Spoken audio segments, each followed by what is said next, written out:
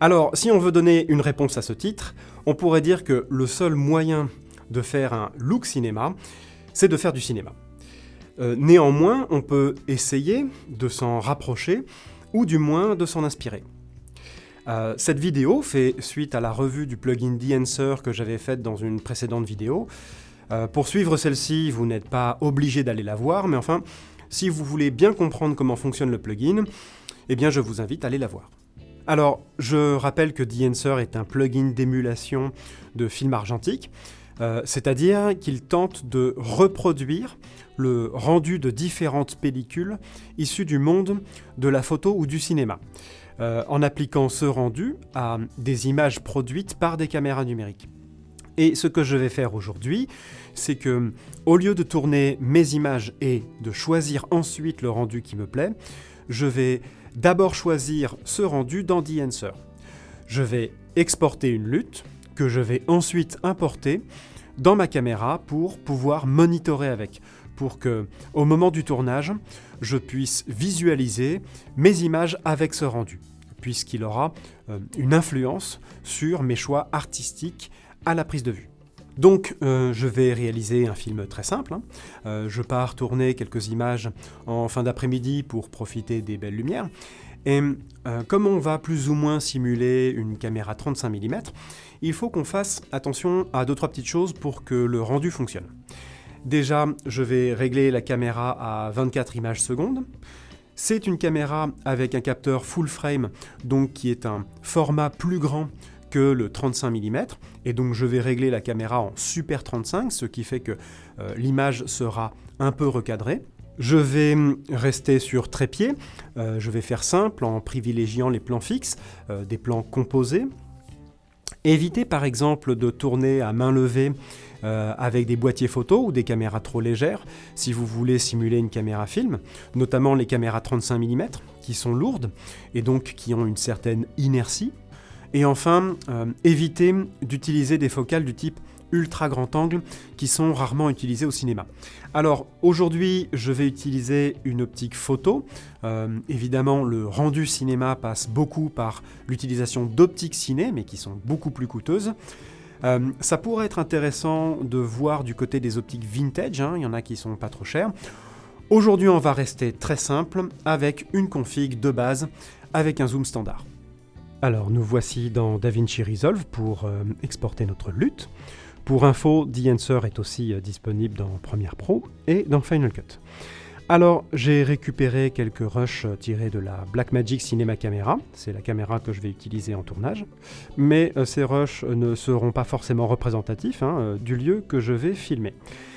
Là où je me rends, c'est un jardin d'artistes dans les Hautes-Pyrénées, qui s'appelle le Jardin Perché. Je vous mettrai les infos en description pour ceux que ça intéresse.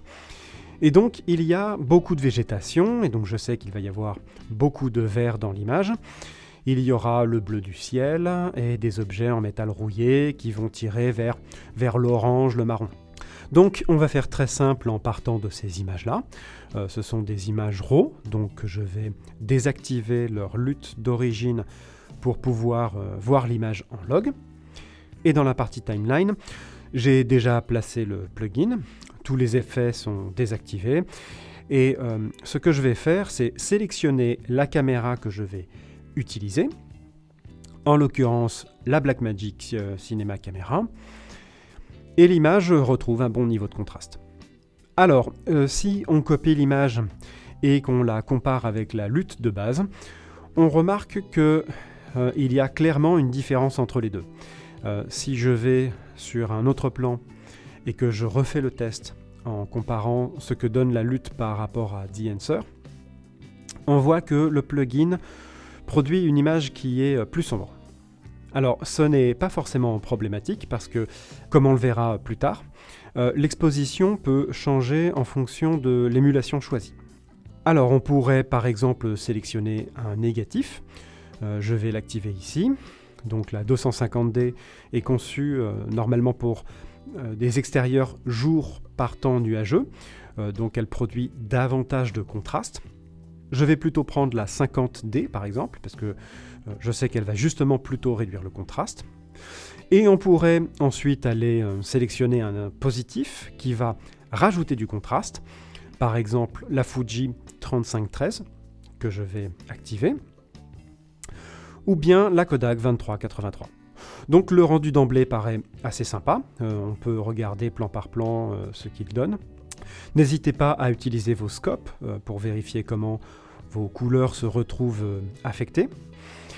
Mais on peut déjà constater que ça donne des choses assez différentes en fonction des plans. Si par exemple sur celui-ci je désactive le négatif, on pourra peut-être considérer que l'image devient trop saturée, alors que si je passe sur ce plan-là, on pourrait peut-être penser plutôt l'inverse. Donc comme je ne peux pas pousser trop le test parce que je n'ai pas tourné d'image au préalable avec cette caméra dans l'environnement dans lequel je vais me trouver, je vais rester simple et je ne vais utiliser que le positif. En l'occurrence, je vais tester la Fuji 3513 et je vais me placer dans le LUT Generator, sélectionner Normal et enfin Export LUT. Vous l'enregistrez où vous le souhaitez, puis vous copiez la LUT dans la carte mémoire de votre caméra. Et lorsque vous mettrez la carte dans votre appareil, vous n'aurez plus qu'à activer la LUT dans les menus à la place de votre LUT standard. Voilà, il ne me reste plus qu'à tourner et on se retrouve juste après le visionnage des images montées.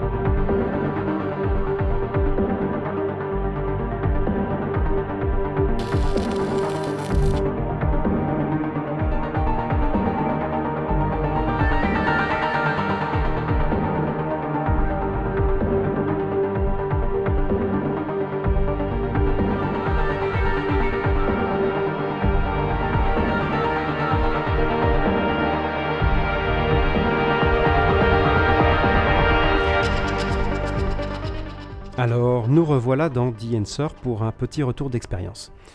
Donc, j'ai cadré et j'ai exposé mes images en utilisant la LUT que j'avais créée dans DENSOR. Comme vous l'aviez vu, je l'avais fait très basiquement. Mais si vous le pouvez, je vous conseille de réfléchir avant le tournage aux couleurs que vous voulez voir dans votre film, plutôt que de reporter cette réflexion au moment de l'étalonnage. Alors ici, j'ai associé mes images qui viennent donc toutes de la même caméra dans un même groupe. Et j'ai fait un color management à partir de nodes. Si vous avez besoin, je vous renvoie aux vidéos que j'ai faites sur le sujet. Au niveau de ma timeline, j'ai placé DENSOR juste avant mon Color Space Transform de sortie, que j'ai réglé en DaVinci White Gamut, puisque c'est mon espace de couleur de travail. Et donc, je vais aller choisir le positif qui correspond à ma LUT, la Fuji 3513, celle que j'ai utilisée. Et on voit qu'il y a un problème, c'est que l'exposition a changé. Donc quand on passe d'un plan à l'autre, l'image paraît plus claire, on le voit dans l'oscilloscope, où le pivot du contraste agit surtout sur les hautes lumières, et donc moins dans les basses lumières. Donc pour pouvoir régler ça, je vais vous proposer une technique. On va d'abord désactiver DENSOR, on va créer un node précédent, et à l'intérieur de ce node, on va régler le pivot de notre contraste sur le gris moyen de notre espace de couleur. Donc en ce qui concerne le DaVinci White Gamut, notre espace de travail, c'est 0,336, et on va passer notre contraste à 0. On va faire une copie de l'image, et si on réactive DENSOR, on voit que l'image s'éclaircit. On va comparer avec notre gris moyen, et si on regarde dans l'oscilloscope, on voit que les deux lignes ne sont pas au même niveau. Et maintenant, si on revient dans l'exposition, on va l'abaisser en regardant l'oscilloscope. jusqu'à ce que les deux lignes se touchent. Voilà, à environ moins 0,390. On va supprimer notre node précédent, on va désactiver l'image de comparaison, et maintenant, si on vérifie sur différents plans, on voit que on s'est assuré d'avoir préservé notre exposition sur l'ensemble de nos images. Alors, je vais quand même faire 2 remarques. La première, c'est que les verts sont moins verts. On le voit dans le vectorscope. Les verts ont tendance soit à tirer vers le jaune, soit à tirer vers le cyan. On peut le voir sur tous les plans que la teinte change. Et donc, si vous avez besoin que les verts restent bien verts, ça va vous demander de retravailler ça après. L'autre remarque, c'est que le rendu est très contrasté. D'ailleurs, si vous le voulez, vous pouvez vous rendre dans l'output pour modifier l'impact de votre rendu, mais ce qui affectera aussi l'impact de tous les autres effets du plugin. Donc, ma remarque, c'est que le contraste a tendance à coller beaucoup les noirs, peut-être un peu trop. Il faut savoir qu'en argentique, il y a toujours de l'information dans les noirs. Donc, je pourrais me rendre dans Expand, ici, et changer le point noir, mais il affecte toute l'image, un peu comme l'outil Lift de Resolve. Donc, je ne vais pas toucher à cet outil et je vais modifier les noirs en amont. Donc, je vais créer un node avant. Je vais utiliser un DCTL qui a été spécialement conçu pour travailler le contraste. Alors, il y a une courbe en surimpression et donc, je vais pouvoir modifier le pied de courbe avec différents outils. Je peux modifier son arrondi, mais je vous montrerai dans un instant comment on peut le faire dans Resolve. Voilà, pour refaire la même chose, vous pouvez aussi tout simplement aller dans l'outil courbe et modifier le Low Soft ici, qui va remonter doucement les noirs. Et vous pouvez ajuster, si besoin, avec le Low ici. Si vous voulez plus de contrôle, vous pouvez bien sûr le faire directement dans l'outil courbe. Alors, il y a un outil que je trouve très cool, qui est peut-être mon outil préféré dans DEnswer, c'est le film compression. Il permet de retravailler les hautes lumières d'une manière qui serait très difficile à reproduire nativement dans Resolve, puisqu'il simule la capacité du film à supporter les hautes lumières. Et donc, il permet de diminuer plus ou moins les hautes lumières tout en gardant un bon contraste.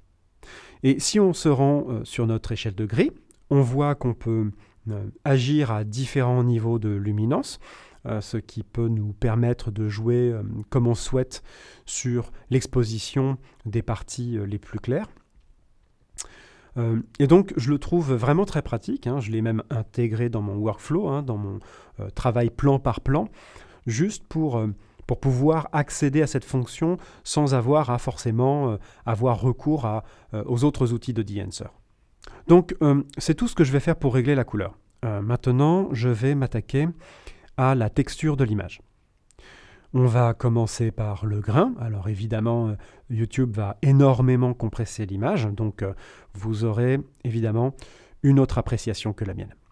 De base, là, il est assez fort, donc on va aller dans Custom. On peut donc régler la taille du grain, du plus gros au plus petit. Je vais le laisser, moi, tel quel. On peut gérer également la quantité ici. Je vais le baisser un petit peu, par exemple autour de 20. Le film résolution va casser plus ou moins la netteté. Là aussi, je vais la baisser un petit peu. On peut ensuite choisir la manière dont se répartit le grain en fonction de la luminance. Donc, il faut tester sur différents plans. Évidemment, si vous voulez faire les choses bien, vous pouvez tenter de reproduire le rendu d'un film tourné en 35 mm qui vous servirait de source d'inspiration. Par exemple, je vous montre une image tirée de Rush d'un film tourné en 35 mm que j'avais étalonné il y a quelques années. Et vous pouvez donc comparer les images pour vous inspirer du rendu, que ce soit pour travailler le grain, la halation ou autre chose. Évidemment, ça prend du temps, mais c'est bien d'avoir une référence. Je ne vous rappelle pas ce qu'est la halation, hein, je vous renvoie à la dernière vidéo de The Answer si vous avez besoin. Et de base, là, on voit qu'il y a un voile rouge-orangé qui apparaît sur l'image, qui est trop fort à mon goût, hein. Donc, je vais passer dans Custom et je vais baisser le global ici. Pour bien régler cet effet, on peut commencer par chercher les plans où il y a un contraste fort dans les hautes lumières. Comme ici avec le ciel derrière les feuillages. Et là encore, je vous laisse faire vos tests, hein. Sachez que logiquement, la halation sera plus importante si le format est plus petit, par exemple en 8 mm, et elle sera plus discrète si le format est plus grand. Je vais régler maintenant le bloom. Alors l'effet est surtout justifié si on a plutôt utilisé une optique vintage, hein, avec un rendu plus doux, mais on va faire comme ci. Alors pour pouvoir bien comprendre comment il fonctionne, on va utiliser l'outil Highlight ici, qu'on utilise par exemple pour le qualifieur, et on va sélectionner AB, qui est très utile quand on veut travailler la texture de l'image. Et on va décocher la halation et également le grain, pour qu'on ne regarde plus que le fonctionnement du bloom. Donc ici, les highlights permettent d'agir sur l'impact des hautes lumières. En dessous, on peut régler le seuil d'impact de l'effet sur les hautes lumières, hein, à quel point il faut qu'elles soient claires pour qu'elles soient affectées. Le Details, ensuite, agit sur l'impact de l'effet sur les zones contrastées. Donc, comme on le voit ici, l'effet va plus ou moins se diffuser autour des zones contrastées. La diffusion, comme son nom l'indique, agit sur la diffusion de l'effet dans l'image.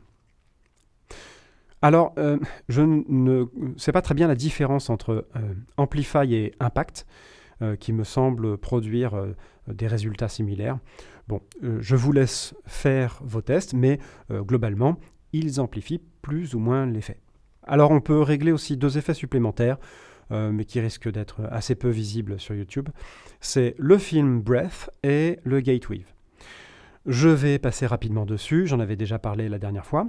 Le film Breath permet de simuler les variations d'exposition du film du fait d'une instabilité de l'obturateur de la caméra, ou de simuler une variation de la balance et du contraste à cause notamment d'écarts de développement. Tandis que le Gateweave fait référence au mouvement mécanique du film.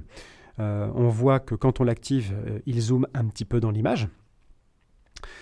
Et on peut faire varier ce balancement sur les axes horizontaux, verticaux et sur la rotation.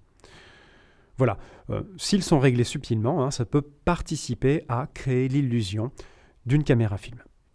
Voilà, la vidéo commence à être assez longue, hein, donc si vous avez envie, je peux aussi faire une vidéo sur The Answer en partant d'un film déjà tourné, donc en créant un look à partir d'images que je n'aurais pas tournées. Voilà, vous me le ferez savoir en commentaire si vous voulez. N'hésitez pas à liker si le contenu vous a plu, et je vous dis à très bientôt.